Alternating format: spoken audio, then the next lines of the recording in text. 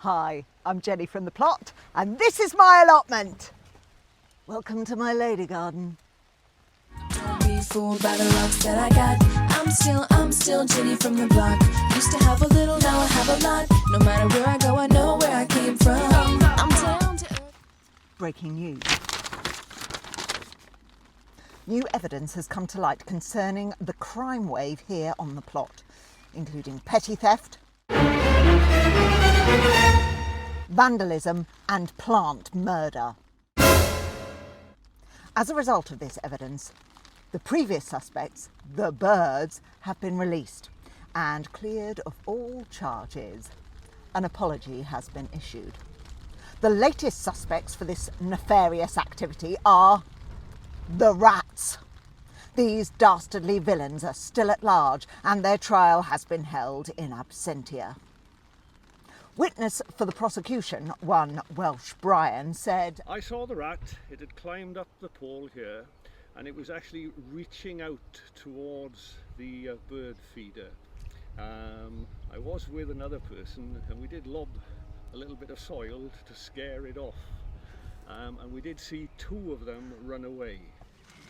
Prosecution calls Jenny from the plot. I swear to tell the truth, the whole truth and nothing but the truth. I saw one hiding under my rhubarb. I gave chase, but the crafty blighter escaped down the side of the compost bin. On closer inspection, I discovered one chewed-up plastic bottle. Ms. from the plot, did you recognise this item? Yes, it used to be my bird feeder. The evidence is clear. The case is closed. Rats! I sentence you to banishment from the plot. So, I don't want to kill these rats. I was having a chat with Nigel and Kathy from the plot next door, and Nigel said he used to do this kind of thing professionally. I don't know if that means he was a hitman or something, but anyway, he said the only surefire way to get rid of rats is poison or traps. Well, I don't want to do either of those things. But they did give me some good advice. Kathy said it's good to line the bottom of your compost bins with chicken wire, because that can stop them burrowing in. It's not surefire, but it does help. And I also did a bit of research. So I really just want them to move out, right? I just want this to not be a plush 5-star rat hotel. So I have a 4-pronged plan of attack. Number 1, stop feeding the birds. Sorry, birds. I'm really sorry. But that's definitely attracting them. Number 2, move things around. Apparently rats are neophobic.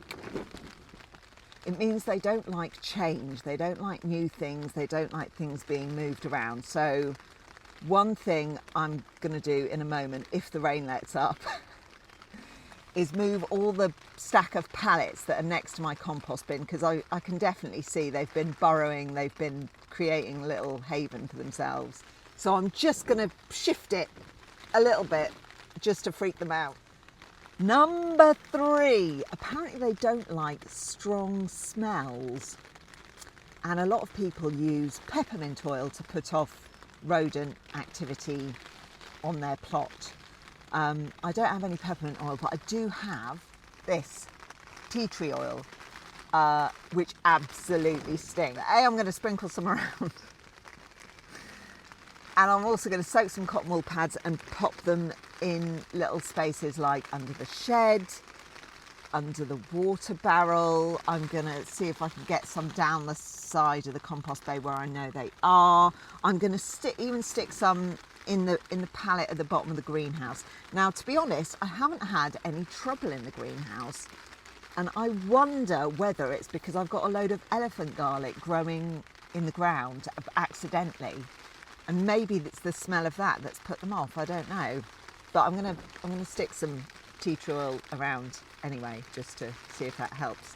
You have to do that a couple of times a week. So I'm just, every time I come down here, I'm gonna be blessing the site with the tea tree oil.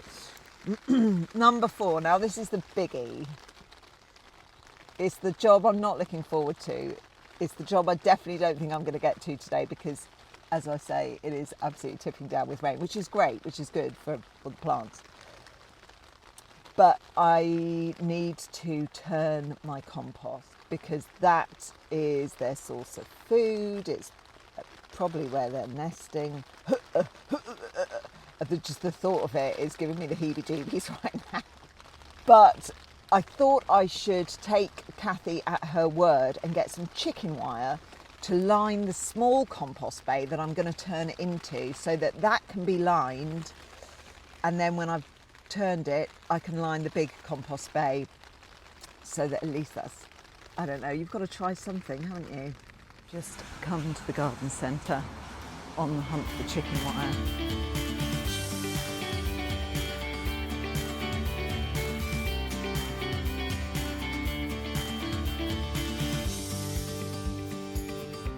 Okay, I've been looking at the options.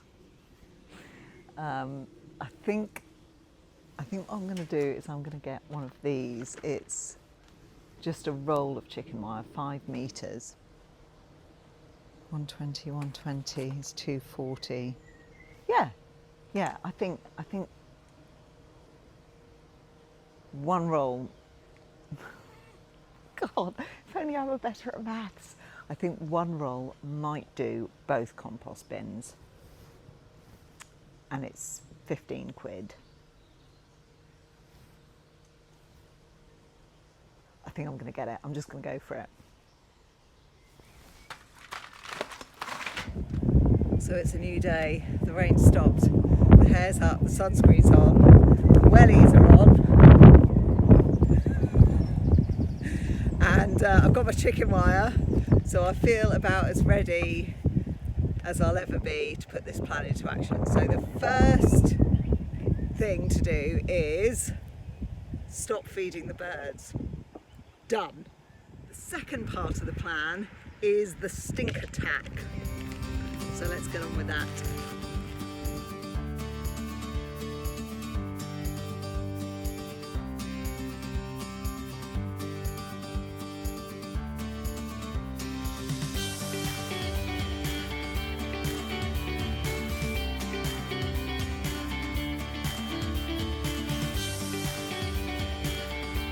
Exhibit A.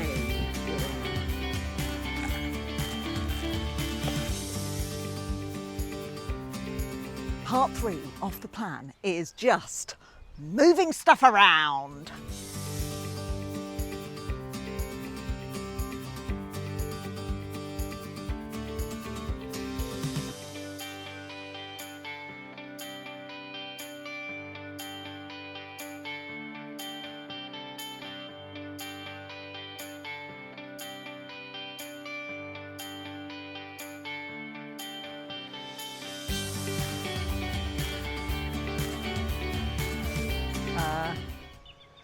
I've moved the pallets, the wheelbarrow and everything to a big stack on that side. I might move my pallet bench as well because I can see little piles of soil underneath it. We found, I mean, there's a nest basically in my compost heap. Brian's been really, really brave and has prodded about with a fork. We don't think there's any rats in there at the moment, but let me show you the evidence. So this is the side of my compost bin where we have a rat's nest. Sorry, Brian. Oh joy, joys and delights. We opened up the compost heap because there was a little rat run right under the door, and Brian's had a good old fork. We love a good fork. And we haven't heard any squeaking, we haven't seen any movement, so we think we might be safe. Are we safe, Brian? Should be. I don't know if we're going to need traps, but my plan is to turn everything. Brian wants a shotgun. Are you for the hanging offence, Brian? Hang them! Hang them! Punishment. So let's move the bench and then we'll investigate the small compost bay.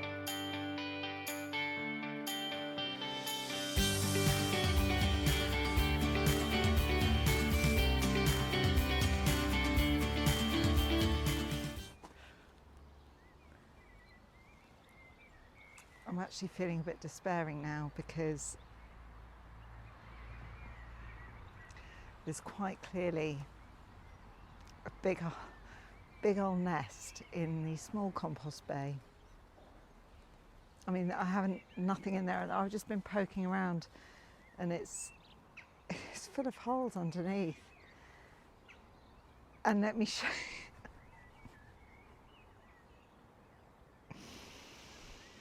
Let me show you what I found.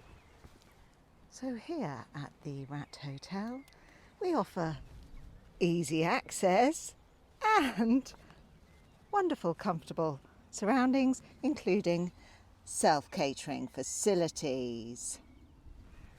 Yeah, that's the wooden spoon out of my bird feeder.